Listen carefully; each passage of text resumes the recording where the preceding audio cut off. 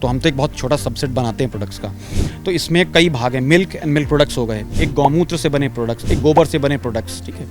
तो पंचगव्य जो एक साइंस है, ये आयुर्वेद का पार्ट है, ठीक है। इसके जो आप मेडिसिन बना सकते हैं उनकी संख्या भी अनंती है, ठीक।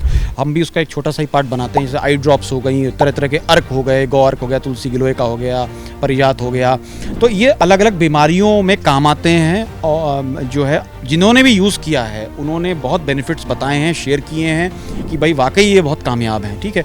तो ये हमारी अपनी कोई भी खोज नहीं है, ये सब आयुर्वेद की मेडिसिन हैं जो हमने ली हैं, जो गाय बेस्ड थी, ठीक है, और उन्हीं को हमने यूज़ किया और लोगों तक पहुंचाया है। तो हमारा बस इतना पार्ट है कि हमें उन्हें सही से बना रहे हैं, एथिकली बना रहे हैं और उनको हम लोगों तक पहुंचा रहे हैं।